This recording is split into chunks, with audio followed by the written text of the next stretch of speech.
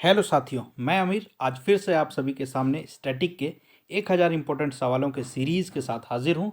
इसमें हम लोग एनसीईआरटी बेस्ड सवालों को देख रहे हैं जो कि एग्ज़ाम में आ चुके हैं या आने की संभावना है। तो ज़्यादा समय को नष्ट ना करते हुए आज की क्लास को हम लोग स्टार्ट करते हैं। आज का जो हमारा पहला सवाल है वो कहता है, महात्मा गांधी ने व्यक्तिगत सत्याग्रह कब आरंभ किया? तो इसका सही आंसर क्या होगा? 17 अक्टूबर 1940। और इस आंदोलन को यानी व्यक्तिगत सत्याग्रह को और किस नाम से जाना जाता था? तो इसे दिल्ली चलो आंदोलन भी कहते थे। दिल्ली चलो आंदोलन। अगर इसमें क्वेश्चन आ सकता है कि ये कहाँ से स्टार्ट किया गया, तो इसका आंसर होगा पावनार से। इसको स्टार्ट करने का जगह था पावनार। और इसके पहले जो सत्याग्रही थे वो थे विनोबा भावे जी। और अगर दूसरा पूछ लिया जाए तो पंडित नेहरू जी। पंडित नेहरू जी ये दूसरे सत्याग्रही थी। और अगर तीसरा भी पूछ लिया जाए तो तीसरा था ब्रह्मा दत्त जी ये तीसरे सत्याग्रही थे। तो इसमें समझ में आ गया पहला क्या था कि ये कहाँ से स्टार्ट हुआ, तो पावनार से स्टार्ट हुआ। इसमें हम लोग देखते हैं। दूसरा कि इसको और किस नाम से जाना जाता है, तो दिल्ली चलो आंदोलन के नाम से जाना जाता है। कब स्टार्ट हुआ, तो 1940 में 17 अक्टूबर के दिन में। नेक्स्ट सवाल को देखते हैं कि अखिल भारतीय हिंदू महासभा की स्थापना कब हुई? तो ये हुई 1915 में। 1915 में किसके द्वारा? तो मदन मोहन मालवीय के द्वारा। मदन मोहन मालवीय से जो इम्पोर्टेंट सवाल बनते हैं वो कि इनकी पुस्तक पत्रिकाओं के बारे में पूछा जाता है। तो एक अभ्युदय अभ्युदय नाम से एक पुस्तिका आता था, इन्हीं का था अभ्युदय। और था इनका, एक था लीडर, एक था इनका नाम से लीडर के नाम से, एक अभ्युदय, एक लीडर, और एक और था हिंदुस्तान। एक था हिंदुस्तान। ये तीन नाम जो है काफ़ी बार एग्जाम में पूछा चुका है। तो कि मदन मोहन मालवीय जी के कौन कौन से पत्र पत्रिकाएँ थे, तो तीन नाम क्या क्या हुआ? एक हुआ लीडर, एक हुआ आपका अभ्युदय, और एक हुआ हिंदुस्तान। नेक्स्ट सवाल को देखते हैं। निर्दोष लोगों की हत्या से विभाजन था। निर्दोष लोगों की हत्या से विभाजन था, ये किसका स्टेटमेंट है? तो ये किनका स्टेटमेंट है? हमारे पहले प्रधानमंत्री का, पंडित जवाहरलाल नेहरू जी का। और अगर इनके बारे पूछ लिया जाए कि इनके जो बुक्स है वो कौन कौन से थे, बुक्स में इनका जो चर्चित बुक्स है जो बहुत सारा एग्जाम में पूछता है वो है आपका discovery of India. Discovery of India एक पुस्तक है। दूसरा पुस्तक जो है इसका glimpses glimpses of world history. और एक और है जो काफ़ी बार पूछा है वो है मेरी कहानी। मेरी कहानी। ये तीन पुस्तक का नाम याद रखिएगा, कई बार एग्जाम में पूछा है। Discovery of India, glimpses of world history, और तीसरा क्या था? मेरी कहानी। ये तीनों को याद रखिएगा ध्यान से। नेक्स्ट सवाल को देखिए। संविधान सभा का प्रथम अधिवेशन किसकी अध्यक्षता में हुआ? तो इसका आंसर है डॉक्टर सच्चिदानंद सिन्हा। डॉक्टर सच्चिदानंद सिन्हा के द्वारा हुआ। हालांकि ये अस्थायी थे, यानी कि ये जो अध्यक्ष थे वो परमानेंट नहीं थे, टेम्पोररी थे। और ये कब हुआ? तो 9 दिसंबर को हुआ। हालांकि 2 दिन बाद यानी कि 11 दिसंबर को इसके जो परमानेंट यानी जो अध्यक्ष चुने गए थे वो चुने गए थे डॉक्टर राजेंद्र प्रसाद। वो कब हुआ था? तो 11 दिसंबर 1946 को। और 9 दिसंबर को यानी पहला मीटिंग अगर पूछा जाए, पहला मीटिंग कब हुआ था, तो वो था 9 तारीख को। और जो कि किसके अध्यक्षता में हुआ था? तो डॉक्टर सच्चिदानंद सिन्हा जी की अध्यक्षता में हुआ था। ये नॉन परमानेंट था। नेक्स्ट आइए। नेक्स्ट है कि भारतीय संविधान कब पारित हुआ? तो ये 26 नवंबर 1949 को पारित हुआ। हमारा संविधान कब पारित हुआ? 26 नवंबर 1949 को। और इसीलिए हम लोग इस दिन को संविधान दिवस के रूप में मनाते हैं, यानी 26 नवंबर को हम लोग संविधान दिवस के रूप में मनाते हैं। और 26 नवंबर को हम लोग क्या मनाते हैं? एक मिल्क डे भी मानते हैं, नेशनल मिल्क डे इसी दिन मनाया जाता है 26 नवंबर को। इसके किस लिए मनाया जाता है? तो डॉक्टर वर्गीस कुरियन का बर्थडे था। डॉक्टर वर्गीस कुरियन का बर्थडे के दिन में हम लोग मनाते हैं नेशनल मिल्क डे। और डॉक्टर वर्गीस कुरियन कौन हुए? ये फादर ऑफ वाइट रेवोल्यूशन, श्वेत क्रांति के पिता कहा जाता है। श्वेत क्रांति के पिता डॉक्टर वर्गीस कुरियन को कहा जाता है। और 26 नवंबर किस लिए जाना जाता है? बेसिकली संविधान दिवस के नाम के लिए जाना जाता है। और हमारा संविधान लागू कब हुआ? तो 1950 में 26 नवंबर 1950 को ये लागू हुआ। इसलिए हम लोग इस दिन रिपब्लिक डे भी मनाते हैं, रिपब्लिक डे। ठीक है। नेक्स्ट सवाल को देखिए। संविधान सभा के अस्थाई अध्यक्ष कौन थे? तो ये जो परमानेंट प्रेसिडेंट थे वो कौन थे? राजेंद्र प्रसाद, है ना। अस्थाई थे, जो कि डेट इनका क्या था? 11 नवंबर 1946, 11 नवंबर 1946 को ये अध्यक्ष के रूप में निर्वाचित हुए थे। अब नेक्स्ट सवाल को देखिए। हमारा जो नेक्स्ट सवाल है 166वां नंबर का, चौथी लोकसभा का चुनाव किस वर्ष हुआ? तो ये हुआ 1967 में। और इसमें क्या खास था कि इसमें प्रधानमंत्री इंदिरा गांधी जी बन के आई, इंदिरा गांधी जी प्रधानमंत्री चुनी गई, निर्वाचित किया गया। और इस वक्त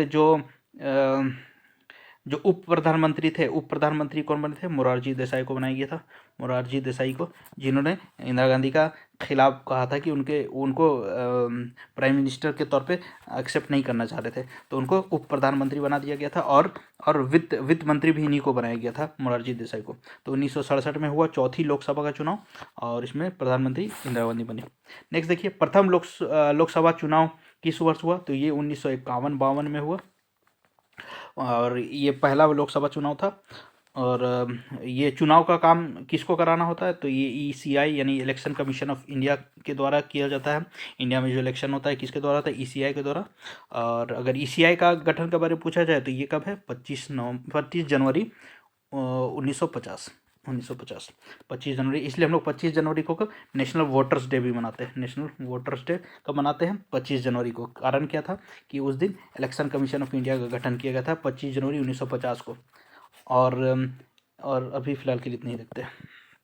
नेक्स्ट सवाल को देखिए, 5वें आम चुनाव के बाद भारत के प्रधानमंत्री कौन बने, कौन PM बने? तो इसमें भी 1971 में इंदिरा गांधी जी प्राइम मिनिस्टर बनी थी। नेक्स्ट सवाल को देखिए,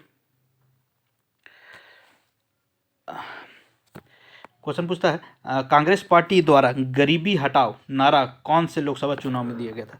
तो ये भी 5वें में दिया गया था, और 5वें में 1971 में गरीबी हटाओ नारा, ये कई बार एग्जाम में पूछा जा चुका है। नेक्स्ट क्वेश्चन देखिए, किस राज्य में नवनिर्माण आंदोलन चलाया था? तो ये गुजरात में, और ये शुरुआत हुआ था 20 दिसंबर 1973 में। नेक्स्ट सवाल को देखिए, भारत में नई आर्थिक नीति कब अपनाई गई? तो ये 1991 में, जिसको हम लोग LPG के नाम से जानते हैं। LPG, liberalisation, privatisation and globalisation. और इसमें इससे रिलेटेड फैक्ट्स जो पूछ सकता है एग्जाम में कि इस वक्त प्राइम मिनिस्टर कौन थे? तो इस वक्त थे PV नरसिम्हा राव। और इसमें फाइनेंस मिनिस्टर कौन थे? तो FM यानी फाइनेंस मिनिस्टर कौन थे? तो डॉक्टर मनमोहन सिंह। डॉक्टर मनमोहन सिंह के साथ एक फैक्ट याद रखिएगा हमेशा कि ये ऐसे एकमात्र प्राइम मिनिस्टर है इंडिया के जो कि फाइनेंस मिनिस्टर भी रहे हैं, और PM भी है यानी प्राइम मिनिस्टर भी रहे हैं, और साथ ही साथ RBI के गवर्नर भी रहे। तो ये क्वेश्चन भी बन सकता है एग्जाम में, कौन ऐसे प्राइम मिनिस्टर है जो गवर्नर भी रह चुके हैं, फाइनेंस मिनिस्टर, हमारे RBI के फाइनेंस मिनिस्टर भी रहे, और फिर PM तो है ही। तो ये कौन है? हमारे डॉक्टर मनमोहन सिंह। नेक्स्ट सवाल देखिए कि भारत में नई आर्थिक नीति किसके काल में आई? तो ये हम लोग अभी पढ़े, PV नरसिम्हा राव के काल में आई। नेक्स्ट सवाल है, रूस में साम्यवादी क्रांति कब हुई? तो 1917 में हुई। अर्थशास्त्र में स्थिर ऊपरी लागत का क्या अर्थ होता है? तो इसका मतलब होता है मांग के साथ न बदलने वाली लागत, चेंज नहीं हो, यानी कि मांग के साथ, डिमांड के साथ नहीं चेंज होने वाली लागत को हम लोग कहते हैं। नेक्स्ट सवाल देखिए, राष्ट्रीय आय की गणना में नहीं मानी जाती, क्या नहीं जोड़ा जाता है? तो महिलाओं द्वारा जो घरेलू कार्य किए जाते हैं उसको हम लोग नहीं जोड़ते, क्योंकि वो मॉनेटरी फॉर्म में नहीं देखा जाता उसको। नेक्स्ट सवाल देखिए, भारतीय संविधान का कौन सा अनुच्छेद जो है विधेयक की परिभाषा देता है, यानी डेफिनेशन? बिल, विधेयक मतलब बिल का जो डेफिनेशन कौन सा देता है? तो अनुच्छेद 110। अगर 109 के बारे में पूछा तो 109 जो है मनी बिल के बारे में बताता है। और 112 आर्टिकल जो है यानी अनुच्छेद 112 क्या बताता है? तो जो बजट है, हालांकि इसको बजट नाम से नहीं दिखाता है, इसको दिखाता है एनुअल फाइनेंशियल स्टेटमेंट, AFS के तहत दिखाया जाता है, तो जो कि बजट को शो करता है। नेक्स्ट सवाल को देखिए, हमारा नेक्स्ट सवाल जो है ये, इसमें क्या समझ में आया कि 110 है वो किसी बिल को उसका डिफिनेशन देता है, बिल का डिफिनेशन को देता है 110 में। और जो आपका 109 है वो मनी बिल के बारे में बताता है, और आपका 112 बजट के बारे में डिसाइड करता है। नेक्स्ट सवाल देखिए, इलाहाबाद का पुराना नाम क्या था? उसका पुराना नाम, एक मिनट, आइए नेक्स्ट सवाल को देखते हैं। इलाहाबाद का पुराना नाम क्या था? तो इसको प्रयागराज कहा जाता था, हालांकि अभी दोबारा इसका नाम प्रयागराज ही कर दिया गया है। नेक्स्ट सवाल को देखिए, 179, दिल्ली के किस सुल्तान के कुछ कुछ आज की कागजी मुद्रा के तहत टोकन मुद्रा, एक टोकन मुद्रा के द्वारा किसने चलाया था? तो यह था मोहम्मद बिन तुगलक। और मोहम्मद बिन तुगलक के बारे में हम लोग लास्ट क्लास में बहुत अच्छे तरीके से पढ़े थे कि ये तुगलक वंश का राजा था, तुगलक वंश का सुल्तान था। तुगलक वंश कब से कब चला? तो ये 1320 से लेकर 1398 के बीच में तुगलक वंश था। और मोहम्मद बिन तुगलक का स्पेसिफिक पूछा जाए तो ये 1324 में गद्दी में बैठा और 1351 तक रहा।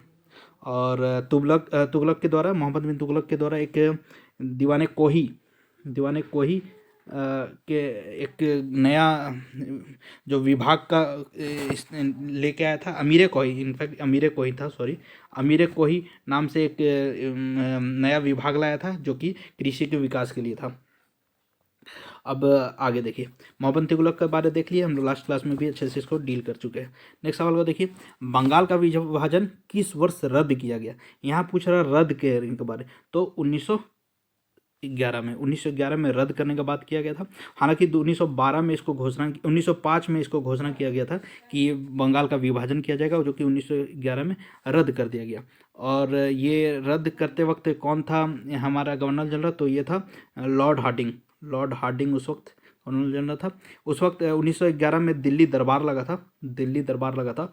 और जो सम्राट था, जो भारत का ही इनफैक्ट बोलिए इंग्लैंड का जो सम्राट था वो था जॉर्ज पंचम। वो भारत आया हुआ था दिल्ली में और वहाँ दरबार लगा था। इसमें बहुत सारे निर्णय लिए गए थे, तो उसमें से एक ये भी था कि जो बंगाल का जो विभाजन है उसको रद्द किया, और साथ ही साथ क्या किया था कि जो कलकत्ता राजधानी था उस वक्त, उसको दिल्ली ले जाने की घोषणा की थी 1911 में। हालांकि ये 1912 में इसका दिल्ली ट्रांसफ़र हुआ, राजधानी को जो बना, भारत की राजधानी जो 1912 में बना, हालांकि घोषणा उसका 1911 में कर दिया गया था। अब नेक्स्ट सवाल देखिए, 1981 सवाल कि मध्यकालीन भारत में जामदानी बुनाई का सबसे महत्वपूर्ण केंद्र कौन सा है? तो इसका आंसर है ढाका, बांग्लादेश इसका सही आंसर होगा। बांग्लादेश के बारे में हम लोग लास्ट क्लास में देखे थे, थोड़ा सा इसको अभी भी देख लीजिए कि ये अपनी आज़ादी कब मनाता है। बांग्लादेश की जो कैपिटल है वो ढाका है, और इसकी जो करेंसी है वो टाका है, टाका से याद रहेगा। और आपका ये आज़ादी कब मनाता है? तो ये 26 मार्च को मनाता है, और ये 1971 में आज़ाद हुआ था पाकिस्तान से। और भारत और पाक के बीच में देख लीजिए 3 मेन ट्रेन भी चलती है। एक है मैत्री एक्सप्रेस, एक है बंधन एक्सप्रेस, और एक है मिताली एक्सप्रेस। ये 3 ट्रेन बेसिकली इंडिया और बांग्लादेश के बीच में चलती है। अब हम लोग थोड़ा फास्ट करने की कोशिश करेंगे, 1 लाइनर के तौर पे पढ़ के कोशिश करेंगे ताकि वीडियो ज़्यादा लंबा ना हो। नेक्स्ट सवाल है हमारा कि प्रार्थना समाज किस धर्म के अंतर्गत एक सुधार आंदोलन था? तो ये एक हिंदू धर्म के अंतर्गत समाज आंदोलन था, एक तरह का समाज की तरह प्रार्थना समाज नाम दिया गया था। और अगर पूछा जाए किसके द्वारा लाया गया था, तो ये MG रानाडे के द्वारा लाया गया था, MG रानाडे के द्वारा लाया गया था। और इसमें बेसिकली जो सोशल इविल्स होते थे उसको हटाने की बात की गई थी, जैसे कि बाल विवाह था, महिला शिक्षा था, छुआछूत था। और अगर पूछ लिया जाए कब आया, तो ये 1867 में आया था, 1867 में। अब आइए नेक्स्ट सवाल को देखिए, आज का हमारा नेक्स्ट सवाल है, बॉम्बे हाई अपने किस धरोहर के लिए जाना जाता है? तो ये पेट्रोलियम के लिए बेसिकली फेमस है। नेक्स्ट सवाल देखिए, एक विद्युत रूम हीटर की कुंडली को क्या कहा जाता है? तो एलिमेंट कहा जाता है। नेक्स्ट सवाल है, पेचिस और मलेरिया जैसी बीमारियां किसके द्वारा होती है? तो एक कोशीय यानी कि यूनिसेलुलर प्रोटोजोआ एक तरह का होता है, प्रोटोजोआ के द्वारा, जो कि एक यूनिसेलुलर है, सिंगल सेल का बना होता है, उसके द्वारा पेचिस और मलेरिया की बीमारी हम लोग देखते हैं। नेक्स्ट सवाल है कि ऑक्सीजन युक्त हवा को शरीर में लेने की प्रक्रिया को क्या कहते हैं? तो प्रश्वसन कहते हैं। फिर है नेक्स्ट, ऑक्साइड प्रकृति में अम्लीय किस तरह के पदार्थ होते हैं, तो अधातु होते हैं, अधातु। फिर भौम जल स्तर के नीचे पाए जाने वाले जल को क्या करते हैं, तो उसे भूजल कहते हैं। भूमि के नीचे वाले जल को क्या बोलते हैं, भूजल कहते हैं। नेक्स्ट है, जब उत्पादन का स्तर शून्य होता है तब स्थिर लागत क्या होती है, तो धनात्मक होगी, नेगेटिव होगी। नेक्स्ट है, किस बाजार में विक्रय लागतों का महत्व होता है, तो एकाधिकार यानी सिंगल प्रोपर्टाइज जो होता है उसमें ही ज़्यादा देखने को मिलता है। नेक्स्ट सवाल है, राष्ट्रीय आय का अध्ययन होता है उसको क्या बोलते हैं, समष्टि अर्थशास्त्र। बेसिकली अर्थशास्त्र यानी इकोनॉमिक्स दो तरह का होता है, एक होता है व्यष्टि, एक समष्टि, यानी कि माइक्रो और मैक्रो। तो जो नेशनल इनकम आता है वो मैक्रो में आता है, यानी लार्ज चीज़ को जिसमें देखते हैं। नेक्स्ट है, भुगतान शेष में क्या शामिल होती है, तो दृश्य मदे, अदृश्य मदे और पूंजी अंतरण, ये सारी चीज़ें आते हैं। दोहरी गणना की समस्या किस विधि में होती है, यानी डबल काउंटिंग किस तरह हो जाता है, तो उत्पाद विधि में, प्रोडक्शन के समय ही दो बार काउंट हो जाता है। जैसे मैंने ब्रेड बना रहे तो एक बार उसका फ्लोर बनने समय भी काउंट कर लिया जाता है, एक बार फाइनल प्रोडक्ट बनता है उसमें भी काउंट हो जाता है। तो ये डबल काउंटिंग का सिस्टम हम लोग को देखने में मिलता है, जो कि एक प्रॉब्लम है। नेक्स्ट है, सिलिकॉन को पी यानी कि फॉस्फोरस प्रकार अर्धचालक बनाने में कौन सा अपमृशिक उपयुक्त नहीं होता है, तो ये फॉस्फोरस है इसका आंसर। नेक्स्ट देखिए, हाइड्रोजन परमाणु का आयन ऊर्जा होती है वो क्या है, 2.18 इंटू 10⁻⁻18 जूल है। नेक्स्ट है, तरंग दैर्घ्य सबसे कम है, देखिए ये इंपॉर्टेंट है, इसको बता देते हैं। तरंग दैर्घ्य मतलब होता है वेवलेंथ, वेवलेंथ। तो वेवलेंथ जो है वो सबसे कम किस में होगा, तो वो गामा रेज में होगा। हाँ, इसका जस्ट अपोजिट होता है फ्रीक्वेंसी। अगर फ्रीक्वेंसी जिसका वेवलेंथ कम होता है उसका फ्रीक्वेंसी या एनर्जी सबसे हाई होगा। तो यानी कि अगर सबसे हाई पूछ लिया जाए किसका होगा फ्रीक्वेंसी या एनर्जी, तो वो गामा रेज हो जाएगा। और सबसे कम किसका वेवलेंथ हो जाएगा उसका, गामा रेज का। तो बेसिकली ये इस तरह से होता है, जैसे कि इसको देख लीजिए, गामा होता है, फिर एक्सरे होता है, फिर यूवी होता है, यूवी रेज, फिर विजिबल राइट्स होता है, फिर इंफ्रारेड होता है, और फिर होता है माइक्रोवेव होता है, माइक्रोवेव, और लास्ट में होता है रेडियो। तो ये इसी तरह इसका सीक्वेंस होता है। जैसे जैसे इस तरह चला जाएगा तो वेवलेंथ क्या हो जाएगा, बढ़ते जाएगा, वेवलेंथ बढ़ता जाएगा, और एनर्जी घटता चला जाएगा। और एनर्जी इस तरफ ज़्यादा, यानी गामा का सबसे ज़्यादा एनर्जी होगा, उससे कम एनर्जी एक्सरे का होगा, उससे कम यूवी रेज का होगा, उससे कम विजिबल का होगा, उससे कम इंफ्रारेड का होगा, और उससे कम माइक्रोवेव, सबसे कम हो जाएगा रेडियो वेव, और जस्ट अपोजिट हो जाएगा आपका वेवलेंथ में। तो इसको याद कर लीजिएगा। एक बार फिर से इसको हम लिख देते हैं, क्या क्या और क्या सीक्वेंस है इसका, इसको आप देख लीजिए। सबसे पहले होता है गामा रेज, फिर होता है एक्सरे, फिर होता है यूवी रेज, फिर विजिबल रेज, फिर इंफ्रा रेज, फिर माइक्रोवेव्स, और लास्ट में रेडियो वेव्स। तो सबसे ज़्यादा, सबसे कम धैर्य तरंगे यानी वेवलेंथ सबसे कम गामा का, और सबसे ज़्यादा रेडियो वेव का। नेक्स्ट सवाल देखिए, तरंग दैर्घ्य यानी वेवलेंथ सबसे ज़्यादा कहाँ होगा, तो हम लोग अभी पढ़ चुके हैं रेडियो में। और एनर्जी अगर पूछ लिया तो सबसे ज़्यादा एनर्जी गामा में, और सबसे कम रेडियो में। ये एक सीरीज की तरह काम करता है, इधर से इधर देख लीजिए। नेक्स्ट सवाल को देखिए। नेक्स्ट सवाल है कि वृहत उत्पादन पद्धति से बनी विश्व की पहली कार है, तो टी मॉडल बेस्ड है, जो कि टी मॉडल पे काम करती है। ठीक है, 1908 में बनाया गया था पहली बार। नेक्स्ट है, श्रीलंका की आबादी में सबसे बड़ा हिस्सा किस प्रमुख सामाजिक समूह का है, तो सिंहली का है। सिंहली बेसिकली वहाँ का ऑफिशियल लैंग्वेज भी है, एक सिंहली और तमिल। तो ये मेन जो लैंग्वेज है वो सिंहली है वहाँ का, श्रीलंका का। नेक्स्ट है, औरत और मर्द के समान अधिकारों और अवसरों में विश्वास करने वाली महिला या पुरुष क्या कहलाती है, तो नारीवादी कहलाते हैं। नेक्स्ट है कि रबी की फसल है, रबी की फसल कौन कौन होती है, तो गेहूँ है, जौ है, चना है, सरसों है। रबी को बेसिकली ठंडी की फसल कहा जाती है, ठंडी फसल। और खरीफ जो होती है ये बरसाती फसल होती है, बरसाती फसल। इसमें वो सारे चीज़ आते हैं जिसमें ज़्यादा पानी की ज़रूरत होती है, जैसे धान हुआ, मक्का हुआ, बाजरा हुआ, ये सब खरीफ फसलें हैं। और रबी फसलें गेहूँ हुई, जौ है, चना है, सरसों है। तो ये बेसिकली ये दोनों का आंसर है। ठंडे फसलें किसको कहा जाता है, तो रबी को, और खरीफ किसको कहा जाता है, जो बरसाती होते हैं। नेक्स्ट देखिए, सबसे अच्छा लॉ एस कौन सा है, तो ये मैग्नेटाइट, ये सबसे बेस्ट होता है मैग्नेटाइट लोहा।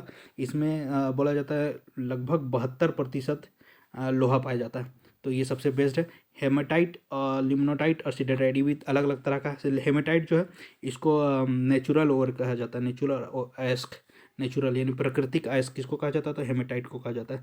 और सबसे बेस्ट पूछा जाए तो मैग्नेटाइट हो जाएगा। नेक्स्ट देखिए, किस इसका ये इतना इंपॉर्टेंट क्वेश्चन नहीं है। नेक्स्ट सवाल को देखिए, किस कानून का नाम, उस कानून का नाम बताइए जिसके अंतर्गत ब्रिटिश सरकार ने मक्का के आयात पर पाबंदी लगा दी थी। तो इसका आंसर होगा कॉर्न लॉ। उसका आंसर होगा क्या हो जाएगा, कॉर्न लॉ हो जाएगा। और अगर नेक्स्ट सवाल देखिए, बेल्जियम में सामान्य रूप से कौन सी दो भाषाएं बोली जाती हैं? तो ये फ्रेंच और डच बोली जाती है। बेल्जियम की राजधानी अगर पूछें तो बेल्जियम की राजधानी क्या हो जाती है, ब्रुसेल्स, ब्रुसेल्स। और इसकी मुद्रा क्या है, तो यूरो, यूरो इसकी मुद्रा है। और बेल्जियम में जो मुख्य हेड क्वार्टर है, एक नाटो है, नाटो का हेड क्वार्टर बेल्जियम में ही है। और एक यूरोपियन यूनियन जो है उसका भी हेड क्वार्टर बेल्जियम में ही बोला जाता है। तो आज के लिए इतना ही रखते हैं, और नेक्स्ट सेशन में फिर बने हमारे साथ नेक्स्ट सवाल के साथ। और हम लोग 1000 जो टारगेट रखे हैं उसको जल्दी से जल्दी ख़त्म करेंगे, और साथ में जो उससे रिलेटेड फैक्ट्स है उसको भी देखते चल रहे हैं। तो हमारे चैनल को सब्सक्राइब करें, शेयर करें और अपने दोस्तों से ज़रूर साझा करें। धन्यवाद।